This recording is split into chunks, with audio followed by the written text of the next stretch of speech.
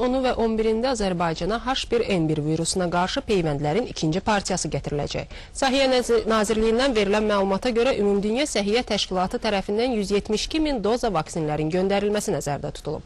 Peyvəndlər əsasən orta məktəb şagirdlərinə, hamiləliyin ilk 3 aylığında olan qadınlara və xroniki ağciyər patologiyası olan xəstələrə vurulacaq. Artıq birinci mərhələ başa çatıb. Azərbaycanda əhalinin təxminən 100 min nəfəri A qripinə qarşı peyvənd olunub. Bakıda təxminən 33.500 nəfər peyvəndlənməyə cəlb edilib. Qeyd edək ki, Dünya Səhiyyə Təşkilatı indiyədək Azərbaycana H1N1 virusuna qarşı mübarizə üçün 172 min doza vaksin göndərib.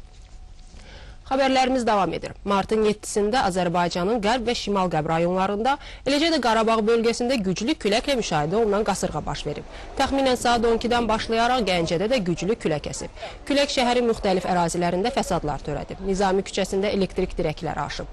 Füzuli parkında Şah İsmail Xətai prospektinin ətrafında